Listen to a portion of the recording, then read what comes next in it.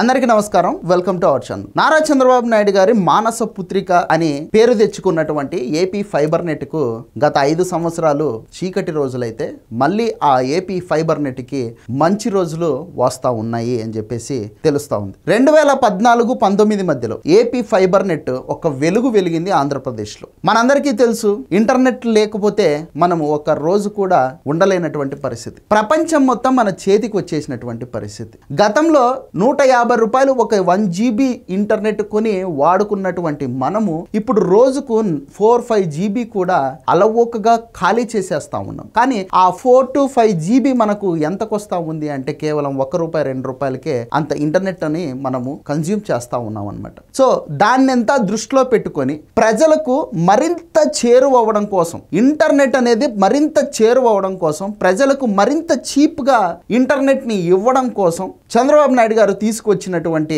Project AP fibre net అన్నమాట. ఈ AP fibre net లో మనం సపరేట్ గా యాంటెన్నాస్ బిగించుకొని ఛానల్స్ చూడాల్సినటువంటి అవసరం లేదు. ఈ ఏపీ ఫైబర్ నెట్ అనేది బిగించుకుంటే మనకు ఇంటర్నెట్ తో పాటు టీవీలకి ఛానల్స్ కూడా వస్తాయి. సో అటువంటి ఒక మంచి ప్రాజెక్ట్ ఇది. ఆ ప్రాజెక్ట్ ని ఆంధ్రప్రదేశ్ కి ఇంట్రొడ్యూస్ చేశారు నారా చంద్రబాబు నాయుడు గారు. తొలుత దాని కాస్ట్ నెలకి ₹150 ఉన్నిందనమాట. సో ₹150తోనే ఆయన గవర్నమెంట్ ఉన్న రోజులు మనము ఇంటర్నెట్ వాడుకున్నాం, అలాగే ఛానల్స్ కూడా చూసాం. ఇక జగన్మోహన్ రెడ్డి గారు వచ్చారు. జగన్మోహన్ రెడ్డి గారు వచ్చిన తర్వాత ఆ ఏపీ ఫైబర్ నెట్ ని ఆయన ఒక బంగారు బాతులాగా వాడేసుకోవడం జరిగిందనమాట. వాడుకుంటే ఓకే, స్టేట్ కి రెవెన్యూ వచ్చేది. కాకపోతే ఆయన ఏం చేశాడంటే ఆ బంగారు బాతును కోసేసి బంగారు గుడ్లన్నింటిని తీసేసుకొని బాతుని పడేయడం జరిగింది. సింపుల్ గా అదే జరిగింది అనమాట. ఈ ఫైబర్ నెట్ కి ఏదైతే నిధులు ఉన్నాయో వాటన్నిటిని మళ్లించేసుకున్నాడు తన డిబిటి పథకాల కోసం. సరే, మళ్లించుకున్నాడు. ఈ ఏపీ ఫైబర్ నెట్ నైనా ఇంప్రూవ్ చేశాడా, అభివృద్ధి చేశాడా,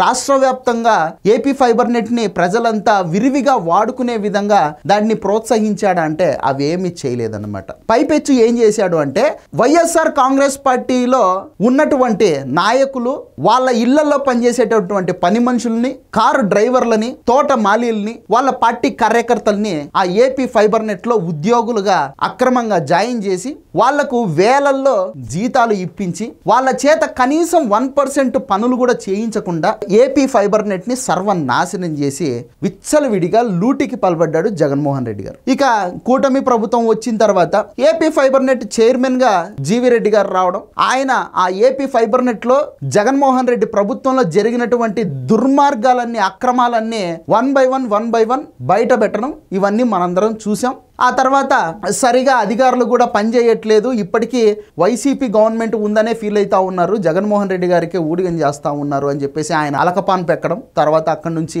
రాజీనామా చేసి వెళ్ళిపోవడం, ఇట్లాంటివన్నీ పరిణామాలన్నీ మనందరికీ తెలుసు. ఇక తర్వాత ఏపీ ఫైబర్ నెట్ అయిపోయిందా ఇంకా దాని సంగతి అనుకునే టైంలో చంద్రబాబు నాయుడు గారు మళ్ళీ ఆ ఏపీ ఫైబర్ నెట్ ని పునరుద్ధరించడం కోసం చర్యలు తీసుకుంటా ఉన్నారు. అలాగే గవర్నమెంట్ నుంచి, గత గవర్నమెంట్ ఏదైతే ఈ ఏపీ ఫైబర్ నెట్ నుంచి దాదాపు ₹400 కోట్ల డిబిటీ పథకాలు కోసం అని చెప్పేసి తరలించుకుందో ఆ ₹400 కోట్ల కూడా ఏపీ ఫైబర్ నెట్ కి రిటర్న్ చేయడం జరిగింది గవర్నమెంట్. దానికి సంబంధించి డీటెయిల్స్ చూసుకుంటే నిర్వహణకు ₹1900 కోట్ల కేంద్రం నిధులు అని చెప్పేసి రాయడం జరిగింది. ఇక్కడ ఏపీ ఫైబర్ నెట్ ను పూర్తి స్థాయిలో సంస్కరించడంపై ప్రభుత్వం దృష్టి పెట్టింది.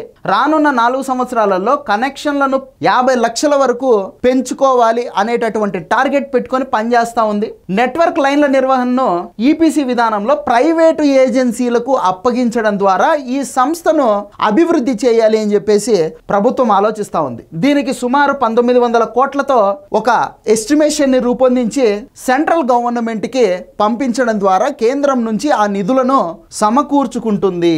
దీనికి సంబంధించిన చర్చలు ఇప్పటికే ఒక కొలిక్కి రావడంతో త్వరలోనే లైన్ల నిర్వహణ పనులను టెండర్లను పిలుస్తారు. అయితే గత ప్రభుత్వం అంటే వైసీపీ ప్రభుత్వం ఈ ఏపీ ఫైబర్ నెట్ అనే సంస్థను అన్ని విధాల నాశనం చేయడంతో పాటు కనెక్షన్ల సంఖ్యని కూడా 9 నుంచి 4.5 అంటే 4.5 లక్షలకు పడిపోయే విధంగా తయారు చేసిందనమాట. ఈ పరిస్థితుల నుంచి సంస్థను గట్టెక్కించడంపై కూటమి ప్రభుత్వం దృష్టి పెట్టింది. వినియోగదారులకు అతి తక్కువ ధరకే కేబుల్ మరియు నెట్వర్క్ ల్యాండ్ లైన్ అంటే ఏపీ ఫైబర్ నెట్ ద్వారా యూజర్స్ కి కేబుల్ టీవీ వస్తుంది, ఇంటర్నెట్ వస్తుంది, అలాగే ల్యాండ్ లైన్ కనెక్షన్ కూడా వస్తుంది అనమాట.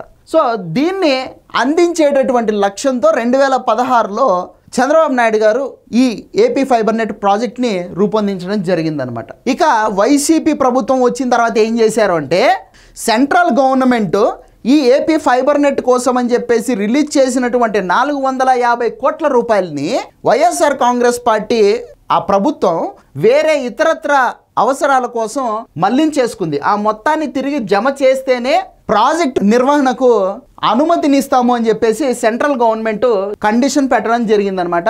ఇక ఆ మొత్తం 450 కోట్ల రూపాయలని సర్దుబాటు చేసేందుకు అధికారులు కూడా ప్రయత్నాలు చేస్తూ ఉన్నారు. ఇంకా ఈ వైసీపీ గవర్నమెంట్లో ఏదైతే అక్రమంగా ఆ ఏపీ ఫైబర్ నెట్లకి వందల సంఖ్యలో దూరిపోయి 100 కోట్ల రూపాయలు బొక్కి తిన్నారో ఈ వైఎస్ఆర్ కాంగ్రెస్ పార్టీకి సంబంధించినటువంటి కూలీలందరినీ దాదాపు 900 మందిని ఏపీ ఫైబర్ నెట్ అధికారులు సంస్థ నుంచి ఉద్వాసన కూడా పలకడం జరిగిందనమాట. సో మొత్తానికైతే మళ్ళీ ప్రజలకు మంచి రోజులు వచ్చినాయి, అలాగే ఏపీ ఫైబర్ నెట్కి కూడా మంచి రోజులు వచ్చినాయి.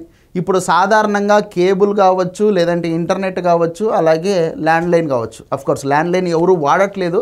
కేబుల్ టీవీ అలాగే ఇంటర్నెట్ ఈ రెండిటికి మనం నెలకు ఏ విధంగా చూసుకున్నా కూడా 1000 రూపాయల నుంచి 1300 రూపాయలు ఖర్చు చేస్తూ ఉండేటటువంటి పరిస్థితి. ఇక ఇంట్లో 4 ఫోన్లు ఉంటే ఒక్కొక్క ఫోనుకు నెలకు 350 రూపాయల చొప్పున వేసుకున్నా సరే నెలకు 1200 రూపాయలు అవుతుంది. అంటే మొబైల్ ఫోన్స్కే 1200 రూపాయలు. ఇక టీవీకి కేబుల్ టీవీ ఖచ్చితంగా మనం పెట్టించుకొని తీరాల్సిందే. దానికి ఎలా లేదైనా ఇంకొక ఇప్పుడు బయట కేబుల్ ఆపరేటర్లు అయితే 350 రూపాయలు 400 రూపాయలు తీసుకుంటారు నెలకు. సో ఆ లెక్కన వేసుకున్నా కూడా మనకు కేవలం ఈ ఎంటర్టైన్మెంట్ దాని మీదనే 2000 రూపాయలు ఖర్చు అయ్యేటటువంటి పరిస్థితి. సో అట్లాంటివన్నీ ఏం లేకుండా ఏపీ ఫైబర్ నెట్ కనెక్షన్ తీసుకోవడం ద్వారా మనకి ఏంటంటే కేవలం 250 నుంచి 300 రూపాయల లోపలనే మనకు కేబుల్ టీవీ వచ్చింది, అలాగే ఇంటర్నెట్ కూడా వచ్చింది, అంటే వైఫై కూడా వచ్చింది అనమాట. సో ఇది మంచి యూస్ఫుల్, ప్రజలు కూడా యూజ్ చేసుకోవచ్చు, కొంచెం భారం కూడా తగ్గుతుంది, గవర్నమెంట్కు ఆదాయం వస్తుంది. ఇటువంటి ప్రాజెక్ట్ని జగన్మోహన్ రెడ్డి గారు పండబెట్టి పాతరేసారనమాట. సో ఇది వీడియో. ఈ వీడియో నచ్చితే లైక్ చేయండి, సబ్స్క్రైబ్ చేయండి, షేర్ చేయడం మాత్రం మర్చిపోద్దు. Thank you.